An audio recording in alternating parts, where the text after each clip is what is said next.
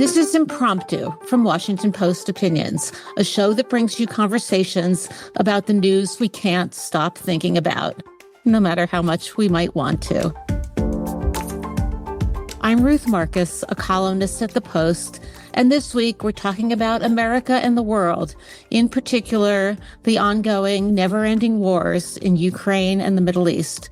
And I'm joined by my esteemed colleague, David Ignatius, to talk through how the Trump administration is dealing with these conflicts and what it means for America's global standing. And hey, David, it's great to see you. It's great to be with you, Ruth, not just in print. Not just in print, but not actually in person, one of these days. Okay.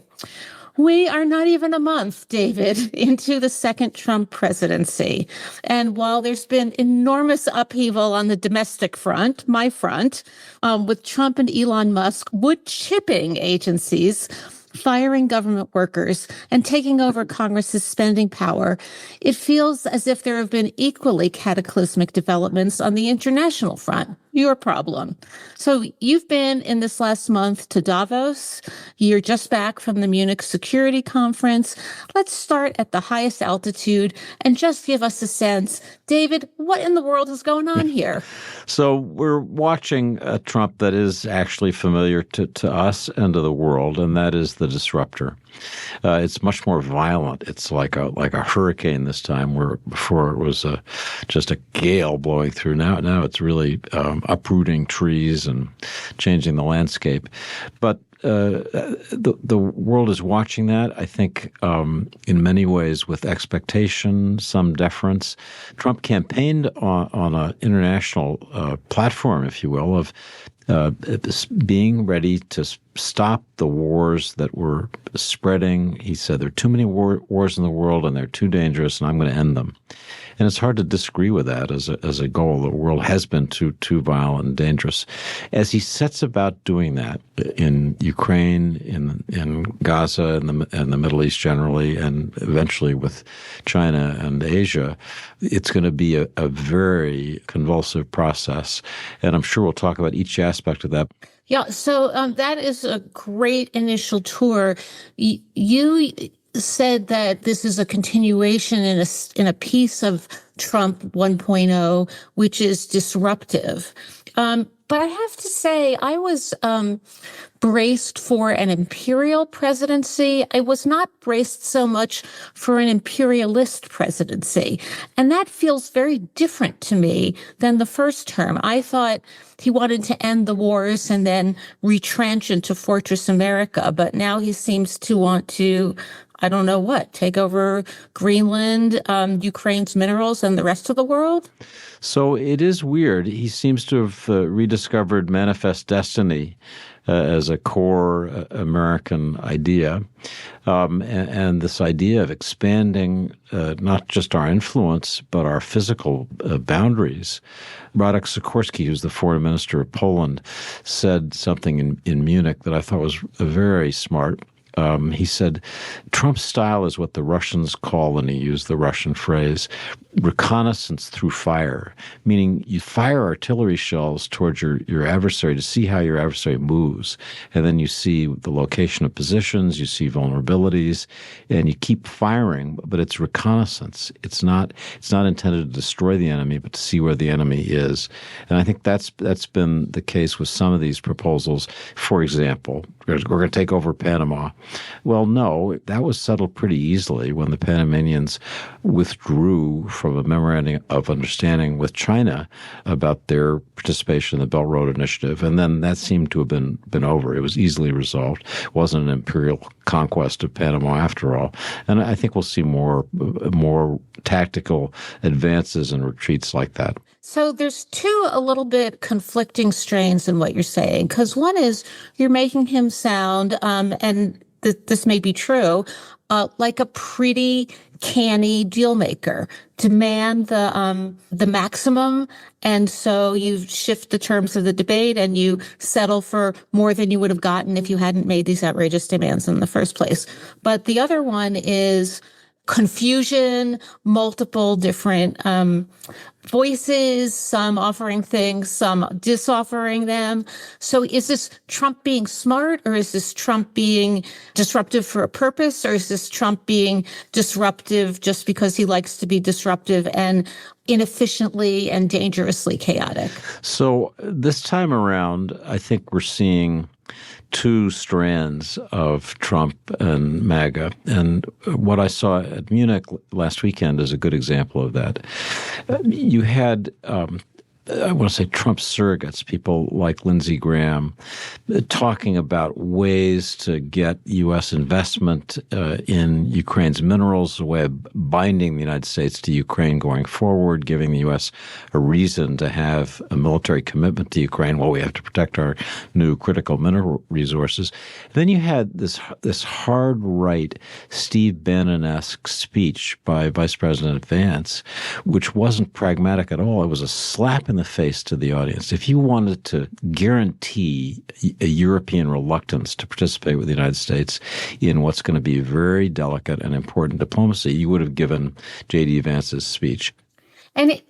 But in the interim, I guess my question is, and then I want to sort of drill down on Ukraine, but how damaging is this? You quoted in your column the German defense minister saying this is unacceptable. And he was speaking specifically about J.D. Vance's speech, but it seems to me it could be the European response to Trump writ large, which is this is unacceptable. This is not the America we know.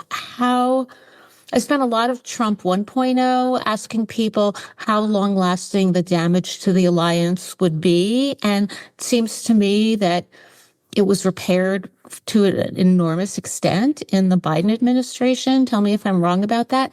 But I really do wonder if the injury is going to be less easily able to recover from this time around.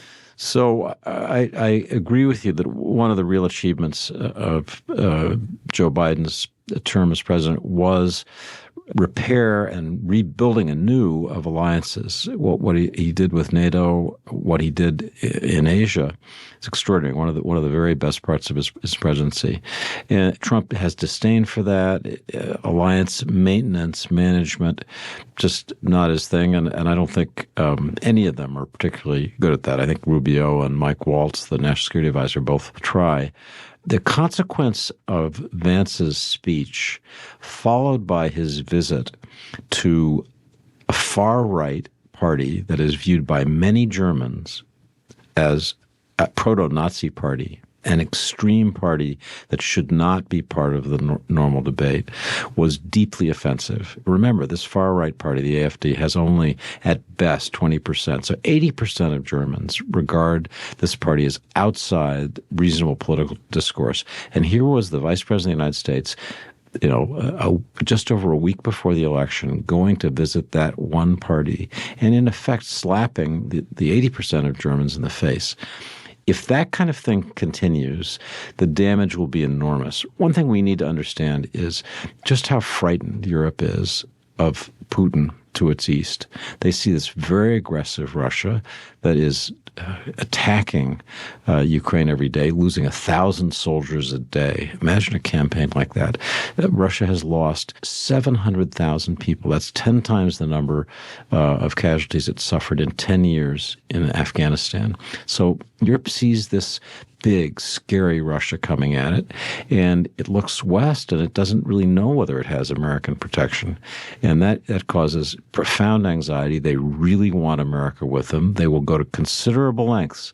They'll bend over backwards to try to get America on the same page, even after they're offended, as they were by Vance. But there is a breaking point, and Vance got very close to that breaking point by actually going to visit this person who's outside the German mainstream.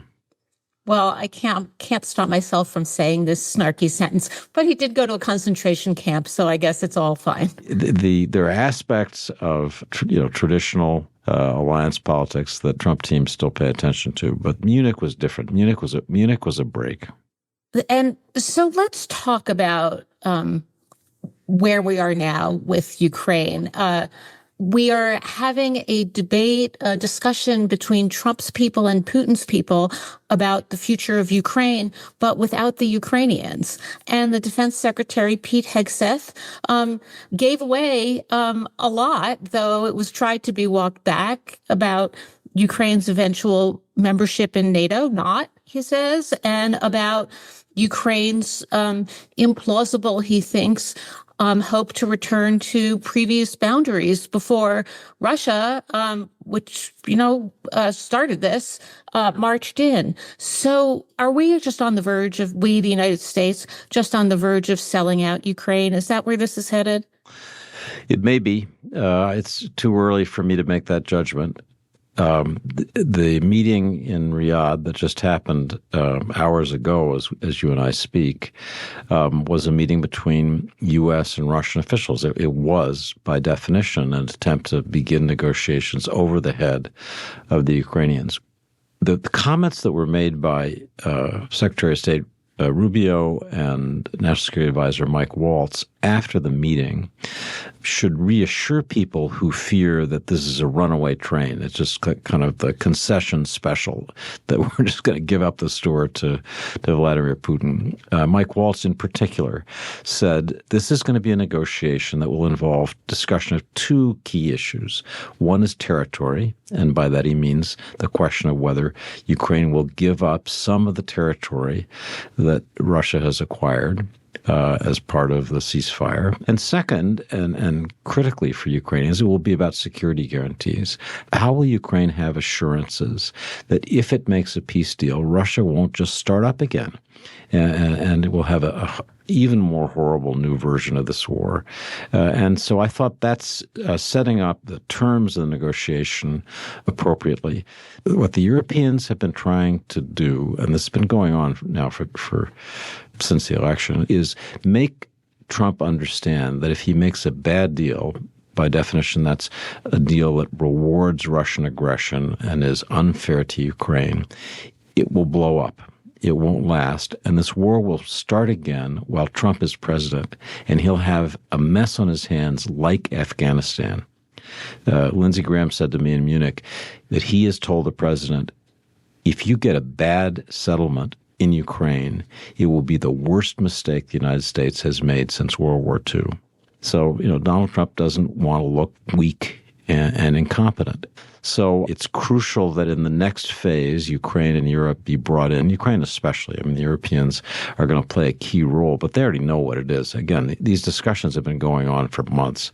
So they know what they're expected to do. They met in Paris today to discuss how they're going to do that. Last week was very chaotic.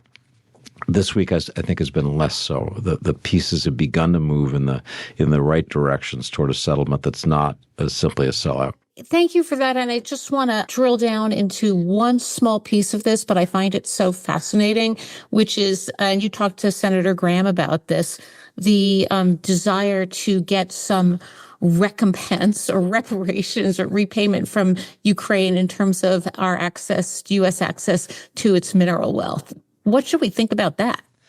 So the way Lindsey Graham explains it, and he describes having shown Trump numbers about Ukraine's wealth in these critical rare earth minerals that are going to be essential for 21st century technology.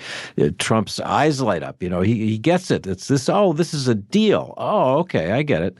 And there's something that he gets out of it. The United States gets access to the minerals it needs. He's been chasing them down in Greenland. Well, that doesn't seem like it's going to work out so well. But hey, there's some in Ukraine. So it sounded to Zelensky when Treasury Secretary Besant came to him last week, just before Munich, and presented him with a piece of paper and said, sign this. As Zelensky explained it to senators, sign this or you won't get any meetings in Munich. You better sign it as a kind of a threat. And poor Zelensky kind of going, but he doesn't sign it. He says, I don't know if it's constitutional. I haven't read it. I can't sign it. So he stood up. You should always say, I'd like to talk to my lawyers. Yeah. I talked to my lawyers, talk to my parliament. I don't know who he talks to, but he didn't sign it. He went to Munich and described to senators, who then promptly told people like me what this had been like. What I have found interesting is that some people I regard as very sensible and very pro-Ukraine have been saying, since this initial sort of outrageous proposal, this may not be such a bad idea. An example is Senator Sheldon Whitehouse, who is very close to Lindsey Graham, who co-leads the annual delegation to the Munich Security Conference, who told me that he thought this idea of U.S. investment in Ukrainian mineral wealth, and the word investment has to be in quotation marks here, is a good idea because it binds the two countries together and it gets us invested in Ukraine's security. All right. Well, having dealt with that intractable problem, I want to turn our attention to the next, even more intractable problem, the Middle East. But first, we're going to take a quick break.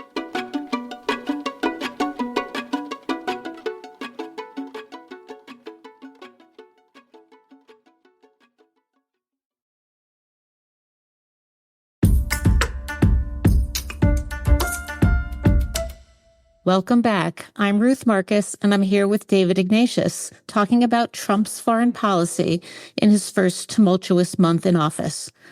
So let's turn to the Middle East.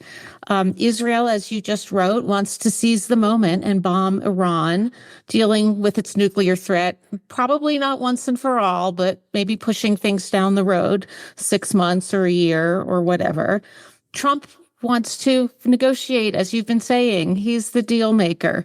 We've been on the verge, it feels like, of having Israel bomb Iran for, I don't know, 8 years, 10 years, you tell me, or more. Certainly goes back to Barack Obama's presidency. Yeah. Is this like the moment where Trump can employ Nixon's madman theory? He's the Iranians didn't have a lot to fear when Joe Biden or Barack Obama was trying to talk them out of this. But now with Trump, the Israelis might be unleashed. So is this one of those moments where Trump could actually achieve in his own way a better outcome?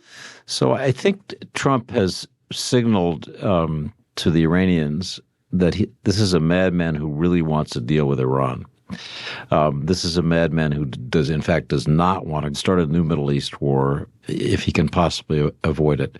But what makes this moment so complicated and interesting to me is that the Iranian nuclear program is a real menace. If you think about an Iran with nuclear weapons and its ability to dictate outcomes, that's a scary more dangerous Middle East to me.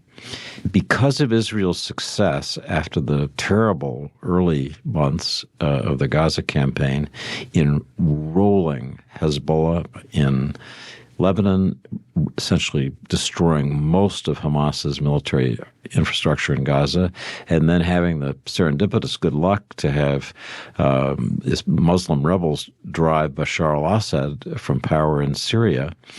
So Israel has this incredible moment where Iran isn't just on its back foot; it's on its butt. It hasn't been this weak in years, and so if there's ever a moment, you'd argue, in which coercive diplomacy, or if that fails, kinetic action to stop Iran's nuclear program is warranted or maybe even necessary, this is it. So that's a view that the Israelis widely across the political spectrum feel, and it's shared by many in the Biden administration, Democrats on the Hill, as well as by Trump. The phrase coercive diplomacy was used to me first by a member of the Biden NSC staff who said, this is the moment. We need to think about how to exploit it. And they darn near authorized an Israeli strike in their final month. People don't recognize that, but they came very close to saying, yes, go for it. So that's the proposition that Israel's now presenting to the United States. This is the moment. If we don't do it now, we'll regret it. Let's do it. We're not asking you to bomb. We have enough. We can do the bombing ourselves. So far, Trump is saying, no, not ready to do it. And I think it's partly because he's got so much else on his plate. It may also be because he really means it. He doesn't want to start another Middle East war. He kept saying that. Maybe he really means it. Would the Israelis go ahead if Trump said don't? I think they would go ahead if they felt confident, and they probably have reason to. They would start a fight that they couldn't finish in the expectation that the United States would be there to back them up. I cannot imagine a situation where Israel was in real trouble if this went badly, that the United States wouldn't be present in a supportive way. It's just not going to happen. I'll say one more thing, Ruth, because this is really telling about Trump foreign policy, and I think to some extent domestic policy. It's very hard to find the person who can tell you with confidence, who can give you an authoritative account of what Trump policy is on Iran. I've been trying for the last week.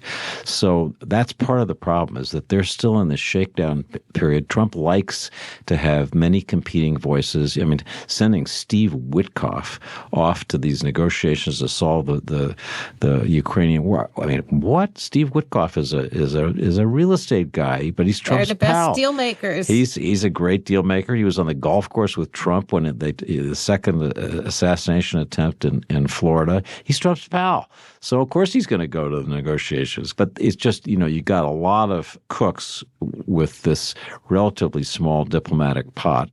Yeah, you mentioned Witkoff, and that is my segue to talking about the state of play in Israel, Gaza, Lebanon, Syria, and the ceasefire, because Witkoff has played, I think, as I understand it, a pretty positive role in helping make sure that at least some of the remaining hostages are released.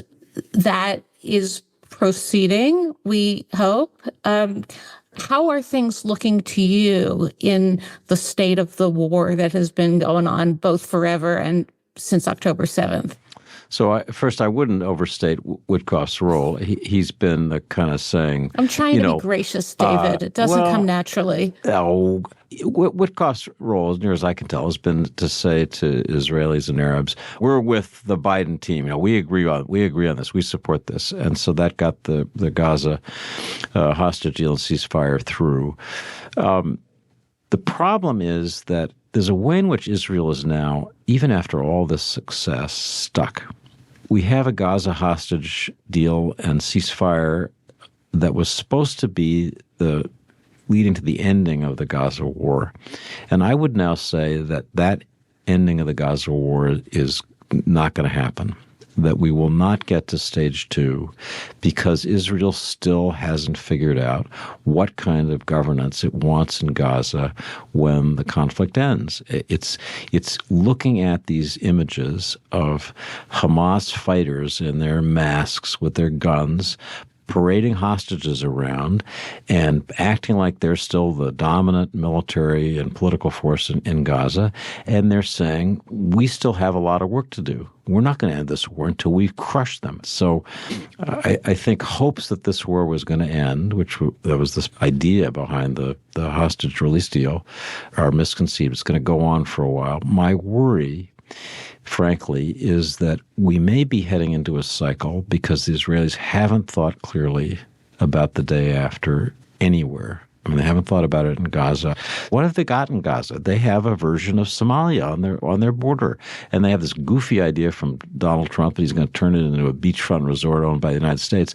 I mean, that's distracted everybody for a couple of weeks. But that's the craziest idea anybody's ever heard. Every Israeli knows that's not going to happen. Well, that's not going to happen, and I think, tell me if I'm wrong here, neither is Israel going to remove root and branch every last Hamas operative and soldier and terrorist from Gaza. So talk about what's next for Gaza, but particularly concentrate, if you would, on this, as you say, goofy idea, because does Donald Trump think he's building a Trump casino and resort in Gaza, or is this another maximalist position that is going to, he thinks, maybe get him something valuable in the end?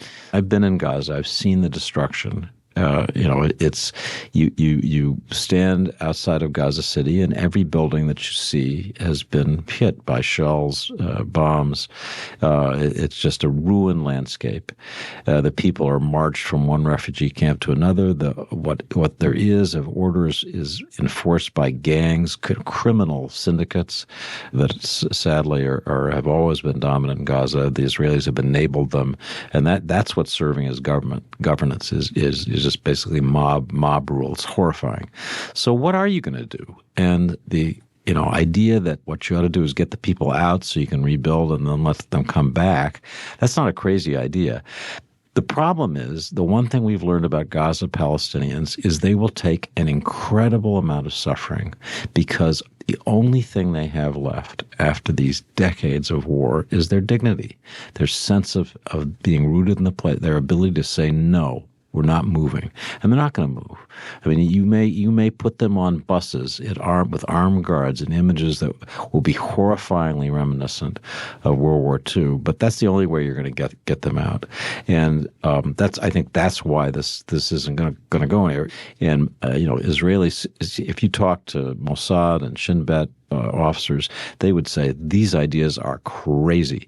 But Netanyahu, he could have said that, but obviously he didn't. Well, yeah, I was watching his face during the news conference. It was quite something. He was flabbergasted. I mean, this is the whole world watching these ideas spring from Trump's fevered brain. As we always say, it's hard to be America's adversary. It's much harder to be America's friend. So we could keep going, but we're not allowed to. But I want to end with one question. So how worried are you? I have to say, on my domestic front, you and I try to be very level-headed, sober-minded columnists. We try to put things in historical perspective. We try to not use overblown language. You've been very level-headed. But I, found myself using words like constitutional crisis, which I usually step away from. I am alarmed, and I think I should find a stronger verb than that, about what I'm seeing Trump doing on the domestic front. How worried are you on the international scene? So my worry internationally is not at the same level as my worry domestically. I share your sense that Trump is truly damaging our institutions. Internationally, it is still possible that he will succeed in getting a just and durable settlement of the war in Ukraine by using his ability to threaten Putin. Zelensky said in Munich, Putin's afraid of Trump, and I think he probably is. So it's possible that we'll come out of this with this terrible war. Same thing with the Middle East. If Israel doesn't have a strategy, the interesting thing for me over many, many years is that there are certain decisions Israel can't make for itself. It needs the United States to make them. And historically, we've been able to do that. We pushed them toward a peace agreement with Egypt, toward a peace agreement with Jordan. We've been trying to push them toward a peace agreement with the Palestinians, lasting, which is so much in their interest. We haven't succeeded. But you need to have coherent American diplomatic leadership for this world to stay structured and for our friends to benefit. And does Trump have the coherence to do something? It's not a goofy Riviera on the Mediterranean idea, but a systematic way to get Israel and the Arabs in the region towards something more stable. I don't know yet.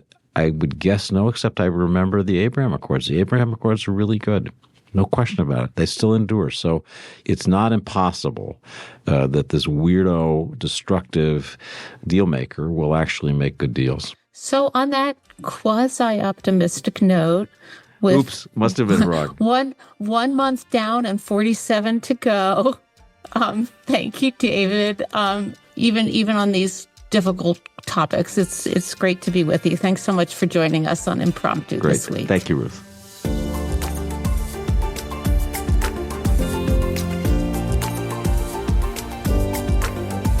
This episode was produced by Hadley Robinson, edited by Demir Marusik and Allison Michaels, and mixed by Emma Munger.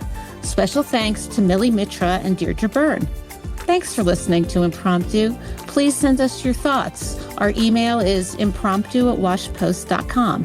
And make sure to tune in on Fridays when my much more fun colleagues, Drew Goins and Molly Roberts, host a less political conversation every week.